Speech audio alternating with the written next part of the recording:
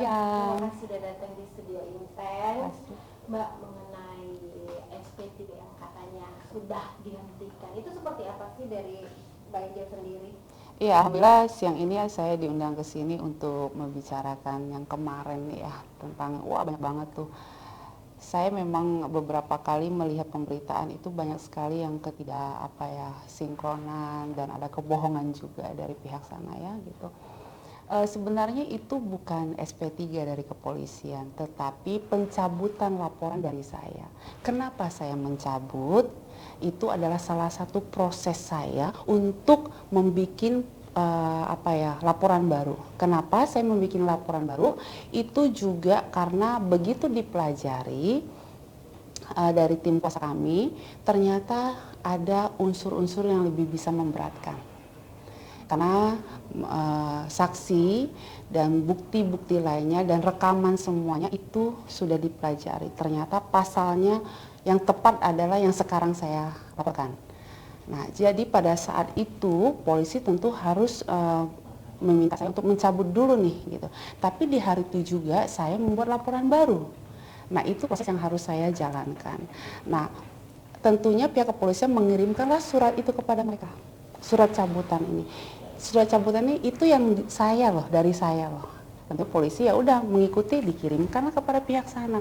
Tetapi ini dipelintirkan sama mereka, mengatakan bahwa ini SP3 loh, dihentikan oleh pihak kepolisian. Bagaimana mau SP3 sementara perkara ini belum digelar? Saya rasa saya aja yang bukan orang yang nggak ngerti hukum, saya paham gitu loh. Apa mungkin mereka tidak paham, saya nggak ngerti ya gitu ya. Jadi menurut saya ini adalah salah satu bentuk mereka memang dari awal sudah membentuk opini. Kenapa dari kemarin saya diam terus, saya selalu menundukkan kepala saya tidak mau lagi menjawab itu semua.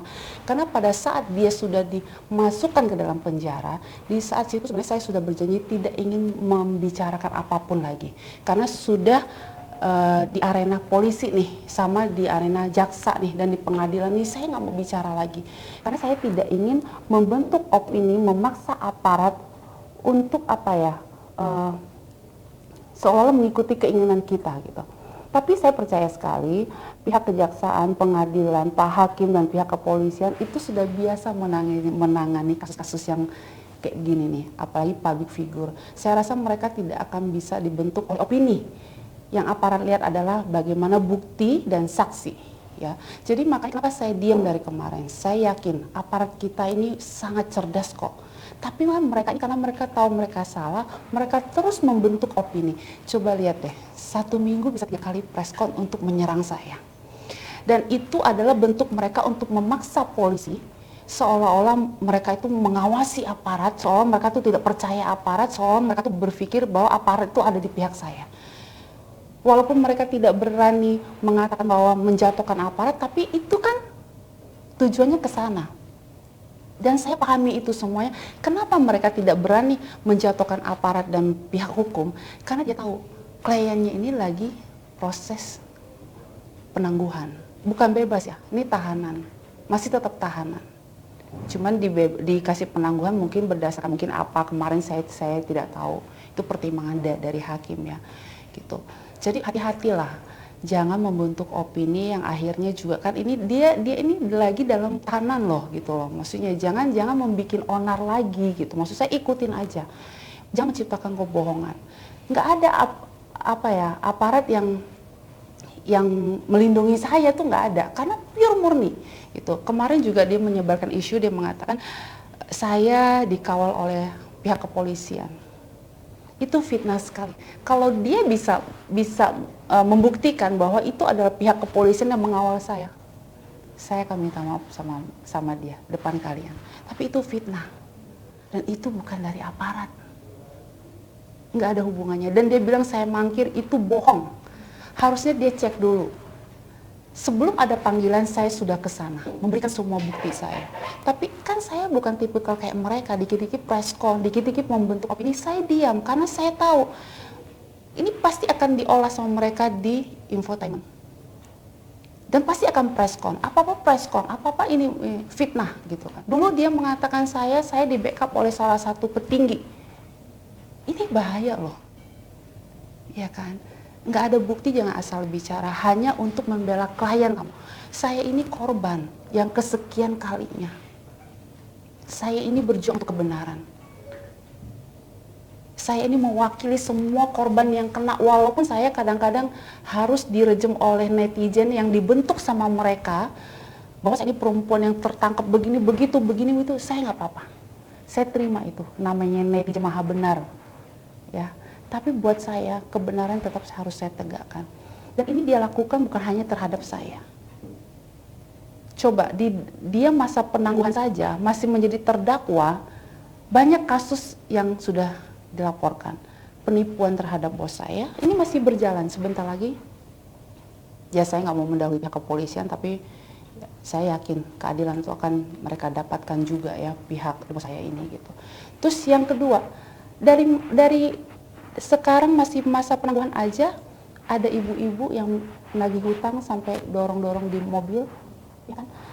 Ini kan dia masa penangguhan ini harus menjaga sikap, tapi memang udah karakter mereka ya sudah. Sehingga apa yang mereka lakukan itu malah berbalik. Kenapa saya diam dari kemarin? Ya itulah saya tidak mau meladeni mereka. Karena apa? Saya punya pertanggungjawaban. Hari ini saya bisa berbicara di sini. Saya mohon maaf kemarin kenapa saya selalu menghindar dari media. Bukan apa-apa, bukan saya tidak mau banyak ngomong atau apa. Karena memang semenjak itu berbarengan Allah memberikan saya rezeki, ada beberapa kontrak yang harus saya jaga. Kalau mereka mungkin nggak ada beban karena mereka hanya huru-hara di televisi atau segala macam mau ngomongin masalah dia pernah menikah berapa sekian kali, dia pernah masuk penjara berapa kali, itu buat mereka satu kebanggaan dan itu yang mereka jual. Tapi kalau saya punya beban kontrak yang ada penaltinya, sehingga apapun nih, pada saat saya pemasangan billboard saya 28 kota, itu kan tanggung jawab saya besar sekali. Saya harus tanya dulu sama klien saya, dengan peristiwa yang terjadi dalam hidup saya bagaimana. Klien saya mengatakan, Mbak Angel diam saja, kita percaya Mbak Angel kok. Karena lawan Mbak Angel ini bukan rahasia umum. Jadi tolong diam saja, jangan ditanggapi. Makanya saya diam. Kalau secara kemanusiaan saya pengen banget menjawab semuanya. Karena kan saya tahu yang benar, yang salah seperti apa. Tapi saya punya tanggung jawab beban moral yang harus saya jaga. Gitu loh. Nah, hari ini begitu semalam terjadi, mereka mulai preskon lagi dan menciptakan kebohongan lagi dan mengatakan bahwa itu SP3 dari kepolisian. Alhamdulillah, saya diberikan restu oleh pihak semua yang kontrak saya. Dan ini kan bukan bicara kita ratusan juta, tapi miliaran orang yang kontrak saya. Kalau mereka sudah berikan saya restu, alhamdulillah. Mbak Angel ini harus diluruskan karena dibilangnya Mbak Angel dibawa pihak kepolisian. Terus katanya ini perkara sudah dihentikan. Silakan kita beri Mbak Angel wewenang untuk berbicara karena mereka tahu kan kebenarannya. Makanya begitu semalam saya diberikan keleluasaan, ada email kirim ke manajer saya. Oke, baru hari ini saya maulah berbicara gitu. Itu alasannya karena saya punya beberapa brand kontrak di akhir tahun ini harus saya selesaikan gitu. Artinya cukup merugikan ketika ada opini atau berita seperti ini. Dan Mbak Angel sendiri gimana? Saya ini kan orangnya baik diam gitu. Tapi ternyata alhamdulillah banyak banget di akhir tahun ini saya dapat beberapa brand yang luar biasa besar sekali dan mereka kontrak saya sempat mempertanyakan justru ya Kak. Sebenarnya saya agak minder memang. Saya bilang dengan isu saya seperti ini nggak apa-apa. Mereka mengatakan justru kita ini kasihan loh lihat Mbak Angel karena orang yang berlaku terhadap Mbak Angel ini ya bukan rahasia umum sebelum dengan Mbak Angel rekodnya seperti apa gitu. Jadi ya apa ya, saya lihat memang kalau kita nggak usah bicara netizen lah. Kalau netizen ini kan maha benar, maha ya udah dia nggak punya beban untuk ketik untuk apa. Dan kita juga tidak tahu apakah itu memang netizen atau netizenan gitu kan. Tapi yang pasti di akhir tahun ini justru banyak simpatik yang datang kepada saya, beberapa brand besar yang menghampiri saya dan mereka banyak membantu saya gitu. Kan mereka yang penting saya apapun yang saya harus, misalnya saya mau bicara di media atau apapun saya harus minta persetujuan dari mereka. Jadi mohon maaf teman-teman media, selama ini saya diam bukan karena saya tidak mau berbicara, tapi memang saya sekarang ini harus apa-apa saya memang harus minta pertanggungjawaban dan saya harus minta restu dulu yang mengontrak saya kan, kayak brand-brand besar ini. Kalau tidak salah satu ada di kontrak itu ada penaltinya gitu. Katanya juga pihak mereka pernah ketemu dan menyelesaikan secara kekeluargaan. Nah, ini juga perlu saya luruskan ya. Satu pengacara mengatakan, ini kita lihat pengacaranya kan banyak sekali ya. Satu pengacara mengatakan Angel Elga meminta maaf, pengacara saya meminta maaf kepada mereka. Ini bohong. Tapi satu lagi pengacara yang mengatakan, iya, saya menghubungi salah satu temannya Angel Elga untuk memberikan dolar dan saya mau meminta maaf kepada Angel Elga atau mau silaturahmi, dia bilang, atau mau ngajak ngopi-ngopi. Kan ada tuh tayangan itu bukan saya yang ngomong, kan ada tayangan itu ya. Artinya kan ini dua ini aja udah nggak sinkron ya. Nah, ini udah kebohongan yang mereka ciptakan. Yang benar adalah pihak yang satu ini menghubungi teman saya, dia bilang, ini dia hubungi teman saya awalnya ya, dia hubungi teman saya, dia bilang, bisa nggak, karena kamu dekat sama Angel, tolong dong sambungkan, saya mau ketemu dan ngajak ngopi dan mau traktir Angel Elga untuk membicarakan masalah ini. Siapa tahu ada peluang untuk kita berbicara dan Angel Elga bisa menerima kita. Saya katakan dengan tegas, tidak, karena sudah saya serahkan di pihak berwajib dan saya punya lawyer. Kalau mau berbicara dengan lawyer saja. Nah, satu lagi kuasa hukumnya, beberapa hari yang lalu, itu pas kebetulan saya ada di samping pengacara saya. Mereka yang sibuk telepon pengacara saya dan mengatakan, Bang, nggak bisa tolong didamaikan. Karena ini pertarungan saya loh di akhirat katanya, kalau saya tidak mendamaikan klien. Saya dengar kok itu. Nah, udah, jadi ini jangan kalian putar balikan. Yang minta damai itu dari kalian loh. Yang minta ketemu dengan saya itu dari kalian loh. Kenapa kok tiba-tiba presscon tuh semua diputar balikan? Kan aneh kan? Nggak ada dari saya ini kalau boleh katakan nih, saya ini sudah lega. Pada saat dia sudah ditahan tuh saya sudah lega. Masalah dia dapat penangguhan atau apa itu bukan wewenang saya. Itu kebijakan dari hakim. Saya hanya menunggu saja. Tapi ingat, ini belum bebas, ini masih penahanan, belum vonis. Ya kan? Itu aja pada saat jalankan sidang aja, setiap kali selesai sidang ada aja tuh pengacaranya, kebohongannya, ini itu. Tapi apa saya tanggapi? Saya nggak menanggapi. Yang penting buat saya adalah saya jalankan persidangan itu. Hakim tahu, jaksa tahu. Saya nggak perlu lagi terlalu menjabarkan ABC, ikut alurnya mereka. Karena saya tahu mereka ini bentuk opini supaya bisa mempengaruhi persidangannya dia. Makanya saya selalu katakan saya tidak ingin terpancing. Tapi pada saat mereka terus preskon dan membawa nama aparat dan berbohong dan memojokkan aparat, saya harus berbicara sekarang. Tapi di saat case makin memanas gitu Mbak, dia malah asmaranya sama Kalina, gimana tuh? Kisru ini semakin memanas, nggak ada hentinya. Coba kalian perhatikan, dari saya apa dari mereka. Seharusnya mereka itu sudah diam saja, jalankan persidangan ini, bagaimana nanti keputusan dari hakim. Ini kan enggak, seolah-olah mau mengalihkan isu, laporkan saya. Pencemaran nama baik lah, IT lah, apalah. Saya katakan saya tidak takut. Karena apa? Sebelum polisi memanggil saya memberikan itu semua bukti-buktinya. Artinya apa yang saya bicarakan itu berdasarkan bukti. Dan ini bukan rahasia umum. Sebelum bermasalah dengan saya, ini benar kata Farhad Abbas dulu sudah menasihati saya. Angel jangan menikah dengan itu bla bla bla segala macam. Dan laporan itu terhadap keluarganya kan sudah dilakukan oleh Farhad Abbas. Artinya fitnah nggak saya? Kena nggak? Enggak kan? Ini sudah ada. Dan semua bukti chat, omongan mereka minta tolong sama saya sudah serahkan kepada pihak kepolisian. Dan bukti-bukti semuanya saya sudah serahkan kepada pihak kepolisian. Saya nggak mau ladenin mereka di huru-hara di pertelevisian lah, di infotainment lah. Kenapa? Karena memang mereka mau mengalihkan isu ini yang lagi terdakwa ini. Makanya banyak sekali kebohongan-kebohongan mereka. Sengaja. Ya sekarang pihak aparat ya harus menerima lah laporan siapapun, ya kan? Tapi apakah mereka bisa buktikan itu? Saya tunggu.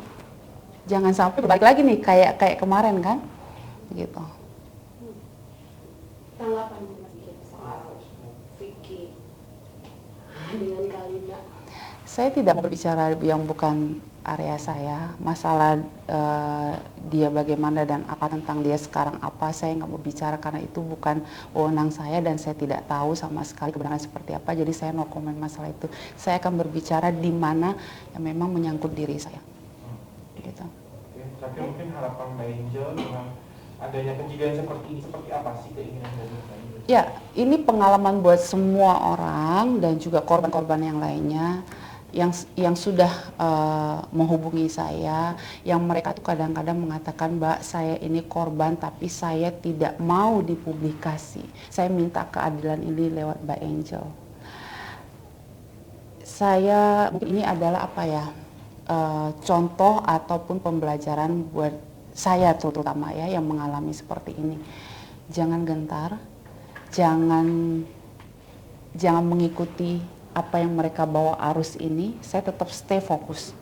Mau kata mau apa juga mau dia ciptakan netizen kayak apa menyerang saya nggak peduli. Karena buat saya selama mereka punya netizen, tapi saya punya brand yang besar. Foto saya di mana-mana. Jadi aku nggak peduliin itu. Berarti akan ada babak baru, Mbak. Kan udah cabut laporan nih, terus katanya ada bukti yang greget kan. Berarti ada babak baru nantinya gimana? Sebenarnya ini bukan laporan yang apa ya, yang mengagetkan gitu kan. Bukan, ini adalah laporan yang sudah lama. Tetapi saya cabut yang kemarin, saya ganti karena memang tim kuasa kita menemukan berdasarkan saksi dan juga rekaman, ini ada yang lebih besar pasalnya. Kenapa saya ganti? Karena saya lihat mereka ini komplotan ini, terutama yang masuk ke rumah saya ini, nggak ada efek jerahnya. Dan pihak mereka itu ada salah satu sudah mengirim SMS dan meminta maaf kepada saya, yaitu manajer band kudetanya dia. Ada, saya punya bukti di sini semuanya. Dan saya sudah serahkan kepada pihak kepolisian. Dan dia mengatakan, Mbak Angel, saya mohon maaf, saya hilaf pada saat itu karena memang saya terbawa situasi dan didesak. Artinya apa? Orang kalau sudah minta maaf kan berarti mereka mengaku salah kan. Jadi di sini sebenarnya yang minta maaf saya apa mereka. Kalau saya berbicara baik bukti loh. Semuanya sudah saya serahkan di pihak kepolisian. Tapi saya bukan tipe orang yang dikit-dikit, hey, preskon, ini, itu, enggak. Saya mengurangi untuk supaya tidak menanggapi semua ini. Oke, Mbak Angel, terima kasih sudah datang ke studio Inten. Sama-sama.